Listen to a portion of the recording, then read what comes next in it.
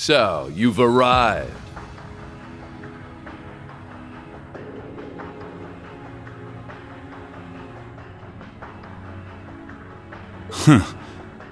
Earlier than expected, too. Yes, we've come for you, Rufus. Did you really think those two from Ouroboros would hold us up for long? It doesn't matter. They've fulfilled their role. The only thing we require for the rivalry is the Ashen Awakener. Everyone else is none of our concern. The Azure Awakener included. The Sword of the End still has a role to play, however. Campanella and Mariabelle were to thin out your ranks, but they didn't even use their ion against you. How could you? Man, say what you really mean, why don't you? This guy has textbook villain written all over him. Ouroboros has their own priorities, and we have ours. We can't expect outsiders to be fully invested in our plans, after all. Yes, I suppose that's true. Their organization is only interested in observation. Further cooperation may not be necessary.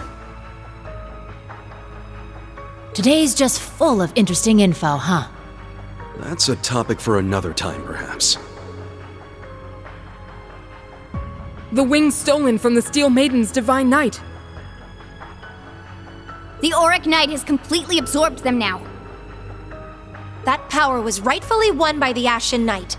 It should have gone to Valimar. Rufus Albarich, Knight of Blood and Iron. The man before me is no brother of mine. Interrupting a duel at the last minute, and for your own selfish reasons. Have you no honor? He did the same thing back when he killed Grianos at the Infernal Castle. You're pretty messed up for someone who's supposed to be the noblest of nobles. I can't deny it. But even so, noble blood still runs through my veins.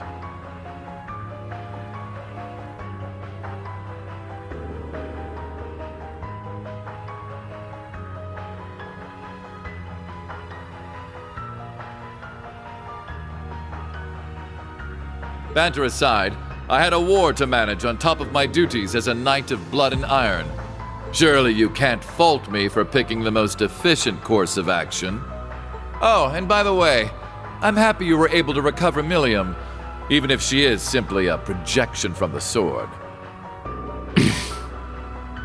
How dare you! It's okay, guys. He's not wrong, you know. Sup, Rufus? Long time no see. Yes, you certainly surprised all of us back at the Grawl. But I'm happy, as a fellow Ironblood, that we were able to meet again. Although, I imagine my joy pales in comparison to Clara Lecter's. Aw, don't sweat it. We didn't really have that many chances to hang out anyway. Milliam, you're definitely one of a kind. I think you're being a bit too cheerful given the situation. Sorry to interrupt, but I believe this will have to do for our banter. We should begin the preparations now. Ideally, this would have taken place during the Great Twilight's climax, but I suppose it may work out yet. Should you lose to Lord Rufus, he will obtain the Sword of the End, allowing us to be fully prepared for the final rivalry. Sorry, but that's not how it's going to go. You seem pretty confident that Rufus will win. No. Maybe it's not Rufus you place your faith in, but the Auric Knight. Oh? It's true that the Auric Knight has seemingly limitless potential, just like the Argent Knight. You see, the Divine Knights may appear to be equally powerful, but there is a hierarchy among them. They have engaged in many battles over the past centuries, each time being wiped from the annals of history, all as practice for the true rivalry of the Seven. The only knight that did not participate was the Ebon Knight.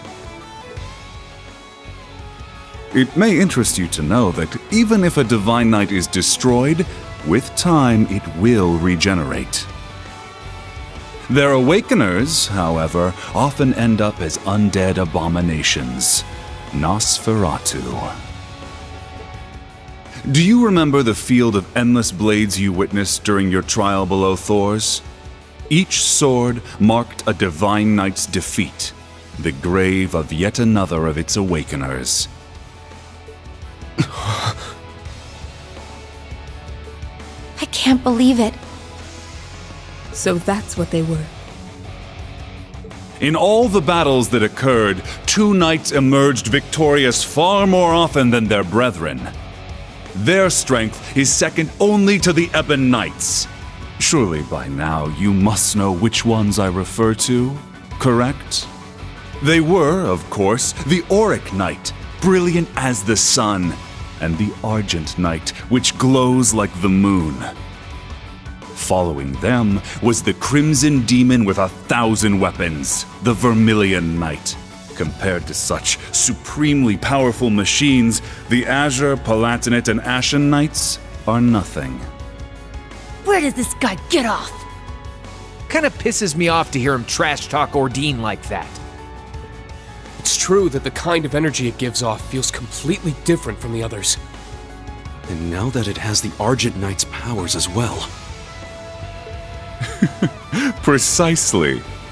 You made a grave error in not properly absorbing the Azure Knight's energy.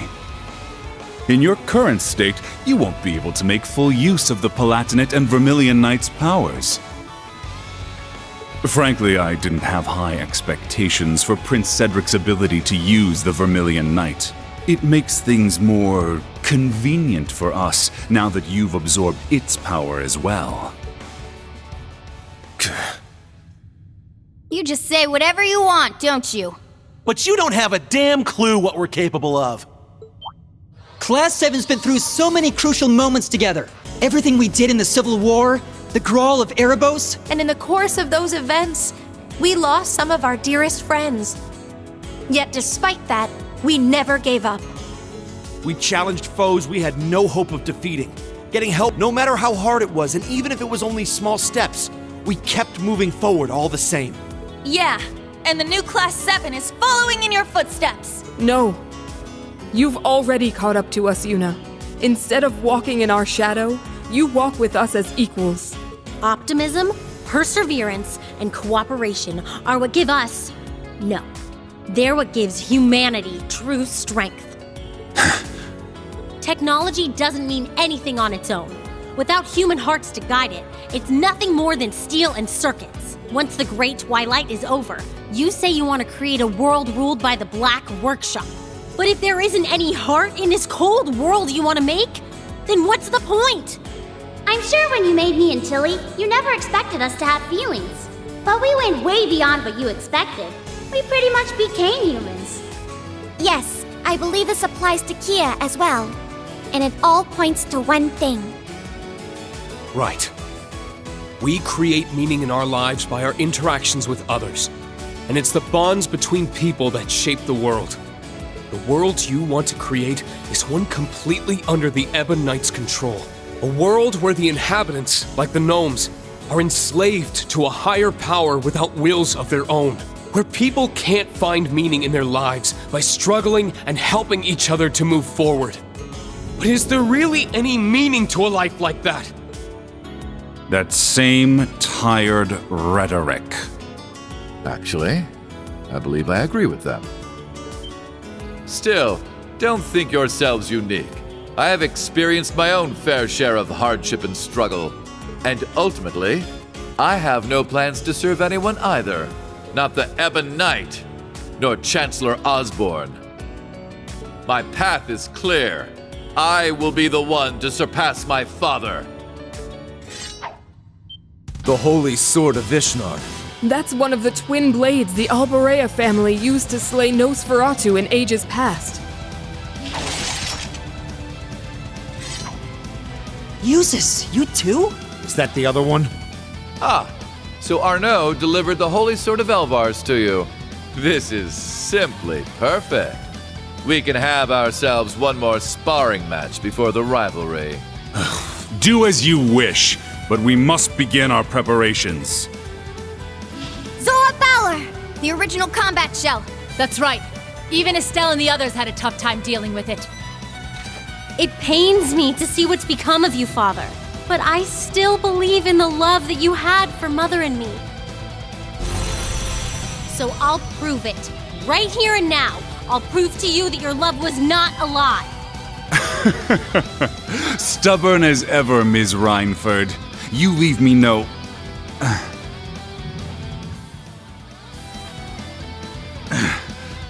You leave me no choice but to snuff out that foolish hope of yours for good. To prove to you that my master is this world's only truth.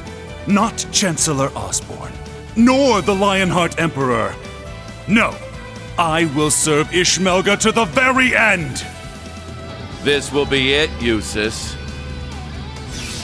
Your last opportunity to challenge me before I transcend humanity.